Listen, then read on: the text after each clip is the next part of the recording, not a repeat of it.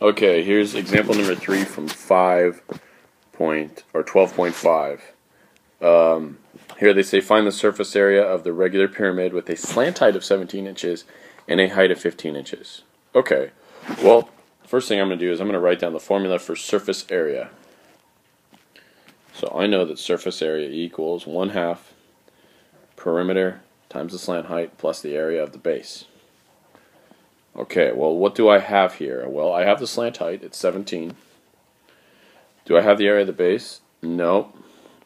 In fact, what kind of base is it? Looks like it's a pentagon. Okay, so I'm going to come back to that. We have a pentagon base. Do I have the perimeter? Nope, I don't even have one of the sides. So I'm going to have to try and figure out both the perimeter and the base and plug that in. So that's what we have to do before we can even find the surface area. So let's do that over here. As I zoom in on this guy, I notice that this altitude is 15 and this is 17. It would create a little right triangle. In fact, if I was to redo that right triangle, it should look something like this, with this being 15 and this being 17. And I also notice that that line right there would go from the center of this side to the very center of the base. Well, if that's a pentagon, and I go from the side to the center, that's the apothem. So this little distance here is the apothem. Alright, well, I could use Pythagorean theorem, or I could memorize on my triples to figure out what A is. I'll show you that it is actually a triple, but we'll work it out. So we'll say A squared plus 15 squared equals 17 squared. A squared plus 15 squared is 225, and 17 squared is actually 289. So we're going to subtract 225. That cancels, so I get A squared equals 460. So 64. Well, yeah, that means the square root of both of those is just 8. So here we have our apothem is 8. That's important because we're going to need that later on. Because if the area of the base, well, if the base is a pentagon, then the area of the base is going to have to use the formula for a regular pentagon, which is the formula for a regular polygon. So let's rewrite this. This would have to be 1/2 perimeter times apothem, and this is all still the same. So we need the perimeter twice. Okay, so now we're going to work on finding the perimeter. We have the apothem, we have the slant height. In fact, let's just go ahead and put that into our equation so we know that we have it. T equals 1/2 perimeter slant height plus 1/2 perimeter apothem. Okay, well, we said the apothem is 8, and the slant height, if we look over here, this slant height is the height along the side. That's 17. Okay. Alright, well, we'll come back. Now we just got to find the perimeter. We got the apothem, now we got to find the perimeter. Well, if the apothem is 8, let's redraw this shape, okay? It's a pentagon.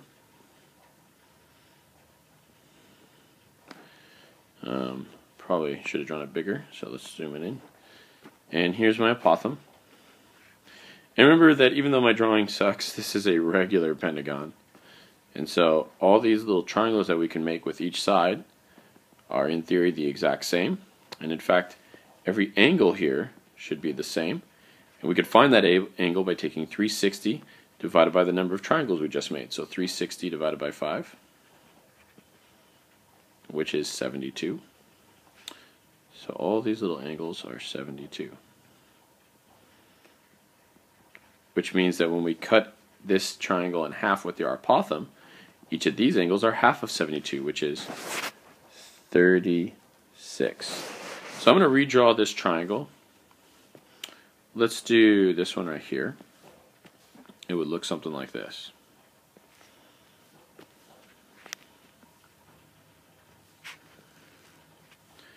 And we know this is 36 degrees. And we know this is 8. And we're really kind of going for this side right here. That's this guy. Now here's the thing. Here's something we really need to remember. That will just give us half of a side.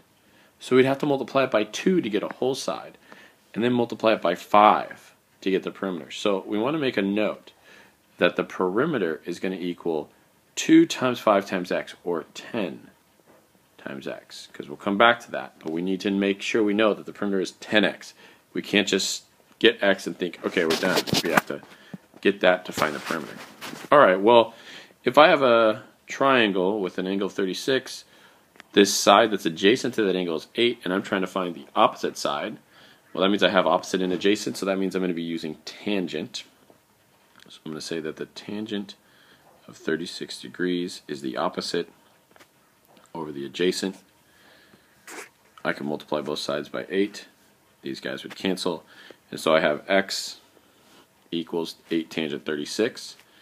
I could plug that in my calculator and get a number, but remember, to be as exact as possible, we don't want to plug things into our calculator to the last step. You could do it, you'd get really close, but you're going to have to round, because this is going to be an irrational number. It's just going to keep going on and on forever. So we'd have to round, so let's not do that yet. Instead, let's just simply plug that value into the perimeter. So I said perimeter equals 10x, and we know that x now is 8 tangent of 36. So that means I could do 10 times 8, which is 80 tangent 36. Okay, now we're doing good. Let's get rid of some of this. Don't need any of this anymore. And we're going to take this value, plug it in over here. Okay, so I know perimeter equals 80 tangent 36. Let's put that up there. 80 tangent 36. So let's plug it in. Here we go. T equals 1/2. Instead of p now, I'm going to put 80 tangent 36 times 17 plus, already running out of space,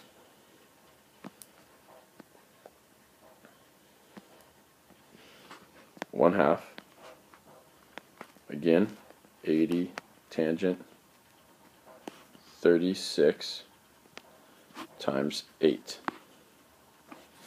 Okay, let's simplify this a little bit because it's a little crazy. T equals, well, let's do half of 80. 1/2 of 80 is 40. So we have 40 tangent 36 times 17. Plus, again, half of 80 is 40 tangent 36 times 8. And now we cannot multiply the 17 by the 36 because this tangent 36 is like one number, okay? We can't change that. We could figure out what this number is and then multiply it by these things, but we can't do 17 times 36. But we can do 17 times 40. We can do 17 times 40. So 17 times 40 is 680. So this would be 680 times tangent 36 plus here. Again, we can't do 8 times 36, but we could do 8 times 40. And 8 times 40 is 320 tangent 36. And then we could add these two values together, 680 and 320, and we would get 1,000 tangent 36. All right. Move some of this out of the way.